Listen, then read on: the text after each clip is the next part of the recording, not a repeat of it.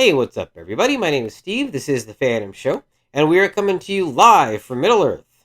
Well, okay, we're not actually in Middle Earth, obviously, but I'm tinkering with a green screen app to create this effect, and I thought it'd be kind of fun to do for this video, so I'm going with it. Alright, so let's get to some first thoughts on Lord of the Rings, Rings of Power. Now, this isn't going to be a full, in-depth review. I'll do that after this series is over. We're only a few episodes into this point, so this is just some general thoughts after I've watched those episodes. And before I get into this, I do want to say that the Peter Jackson trilogies, by which I mean the original Lord of the Rings trilogy and the Hobbit trilogy, set the bar really, really high for what we've come to expect with live-action Lord of the Rings. And I think that anybody who is expecting Rings of Power to be on that level was probably setting the bar a little too high because, this is a TV show, and while it does have a significant budget, it just doesn't have the same kind of aura about it, if you will, as the Jackson movies did. So far, though, I've enjoyed Rings of Power. I found it to be very interesting.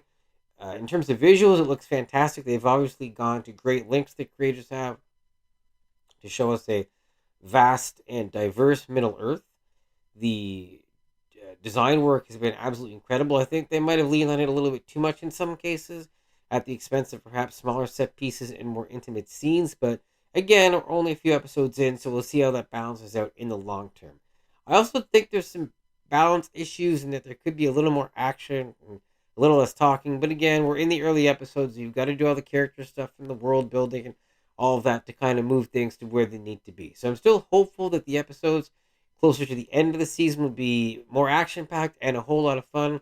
I hope I'm not wrong about that. Now, I do want to touch on one thing. There's been a controversy that most of you are probably familiar with, and that is that some people have been getting extremely upset that the Rings of Power features elves and dwarves and hobbits of varying skin colors. I think this is silly, personally. We're talking about fictional races and a fictional world. Not to mention, in our real world here, people come in all kinds of different skin colors.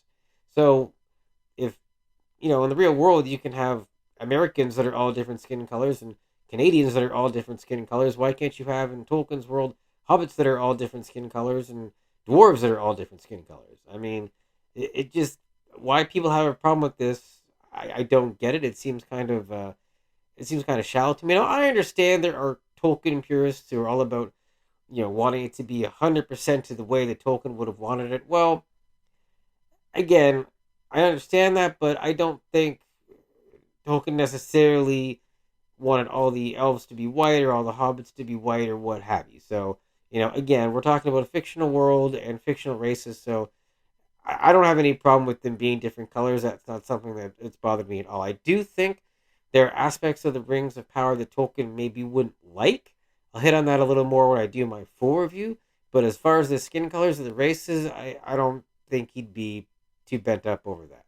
So that's my first thoughts on Lord of the Rings, Rings of Power. Full review, of course, will come after the season is done. And I'll have more stuff coming up very soon. So thanks as always for watching.